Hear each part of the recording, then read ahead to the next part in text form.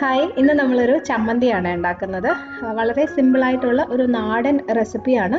പക്ഷെ നമ്മൾ സാധാരണ ചമ്മന്തി അരയ്ക്കുന്നതും കുറച്ച് വ്യത്യസ്തമായിട്ടുള്ളൊരു രീതിയിലാണത് ഉണ്ടാക്കുന്നത്. അപ്പോൾ ഇതെങ്ങനെയാണെന്ന് നോക്കാം.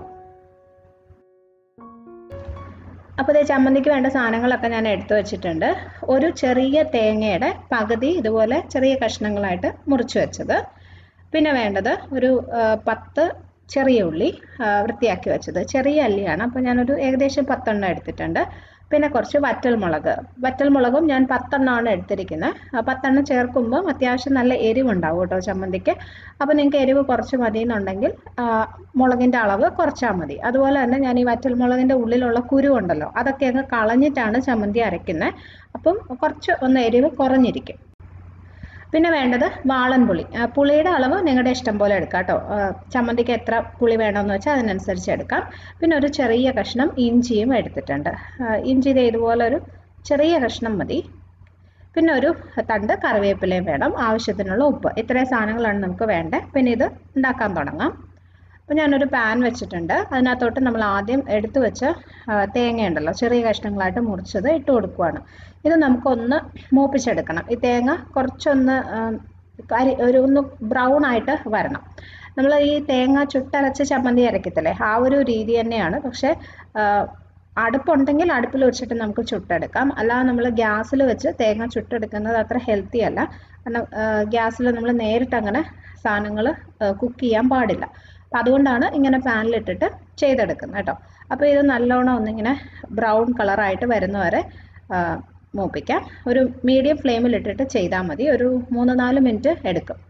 തീ കൂട്ടിയിടണ്ട, അപ്പോൾ ചെറിയ കഷ്ണങ്ങളൊക്കെ ചിലപ്പോൾ കരിഞ്ഞു പോകാനുള്ള ചാൻസ് ഉണ്ട്. അപ്പോൾ ഇതേ തേങ്ങ ഇതുപോലെ ആയി വരണം. കണ്ടോ, ചെറിയൊരു ബ്രൗൺ കളറ് വന്നിട്ടുണ്ടല്ലോ. ഫുൾ ആവണമെന്നില്ല, ഇതുപോലെ മതി. ഇത് നമുക്ക് മാറ്റി വയ്ക്കാം.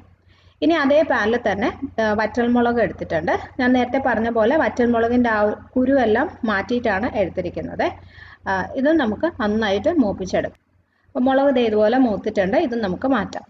ഇനി ഇതേ പാനിൽ തന്നെ ഒരു അല്പം എണ്ണ ഒഴിക്കുക. ഒരു 1/2 ടീസ്പൂണൊക്കെ മതി. അതിനകത്ത് നമ്മൾ എടുത്തു വെച്ച ചെറിയ ഉള്ളി ചെറുതായിട്ടൊന്ന് അരിഞ്ഞതും കൂടി ഇട്ടിട്ട് അതും കൂടി ഒന്ന് മൂപ്പിച്ചെടുക്കാം. ഇതിൻ്റെ നിറം ഒരുപാട് മാറണ്ട, ജസ്റ്റ് ഒന്ന് മൂത്താൽ മാത്രം മതി. ഇതുപോലെ മതി. അപ്പോൾ ഇതും നമുക്ക് മാറ്റാം. ഇനി ഒരു മിക്സി ജാറിലോട്ട് നമ്മളിപ്പോൾ റെഡിയാക്കി വെച്ച സാധനങ്ങളെല്ലാം ഇട്ട് കൊടുക്കുകയാണ്. തേങ്ങയും മുളകും വറുത്തെടുത്തത്, ചെറിയ ഉള്ളി, ഇഞ്ചി ചെറിയ കഷ്ണങ്ങളായിട്ടൊന്ന് മുറിച്ചിടാം, ആവശ്യത്തിനുള്ള പുളി, കറിവേപ്പില. ഇനി ഇതിനകത്ത് ആവശ്യത്തിനുള്ള ഉപ്പും കൂടി ചേർത്തിട്ട് അരച്ചെടുക്കാം. വെള്ളം ഒഴിക്കാതെ വേണം അരയ്ക്കാൻ കേട്ടോ. പക്ഷെ നിങ്ങൾ അരയ്ക്കുന്ന സമയത്ത് ഇത് ഒത്തിരി ഡ്രൈ ആയിട്ട് തോന്നുവാണെങ്കിൽ വേണമെങ്കിൽ ഒരു ടീസ്പൂൺ വെള്ളമൊക്കെ ഒന്ന് കുടഞ്ഞു കൊടുക്കാം. വെള്ളം കൂടി പോരുത് കേട്ടോ. മാക്സിമം 1 ടീസ്പൂൺ അത്രയും മതി. അപ്പോൾ ഇതേ ചമ്മന്തി ഞാനിവിടെ അരച്ചെടുത്തു. ഒരുപാട് അങ്ങ് അരയേണ്ട ആവശ്യമില്ല. ചെറിയ തരിയോട് കൂടി തന്നെ അരയ്ക്കണം. ഇതിനകത്ത് ഞാൻ ഒട്ടും വെള്ളം ഒഴിച്ചിട്ടില്ല. പക്ഷെ ഞാൻ പറഞ്ഞ പോലെ നമ്മൾ തേങ്ങ ചുട്ടെടുത്തതായതുകൊണ്ട് ചിലപ്പോൾ അത് ഒത്തിരി ഡ്രൈ ആയിട്ട് തോന്നാൻ ചാൻസ് ഉണ്ട്. അങ്ങനെയാണെങ്കിൽ മാത്രം ഒരല്പം വെള്ളം, ഒരു ടീസ്പൂൺ വെള്ളമൊക്കെ ഒന്ന് കുടഞ്ഞു കൊടുത്താൽ മതി.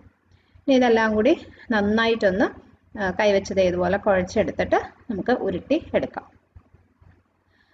നല്ല ടേസ്റ്റി ആയിട്ടുള്ള ചമ്മന്തിയാണ്. നമ്മളത് റെഡിയാക്കുന്ന ഒരു രീതിയും ആണ് വ്യത്യാസം.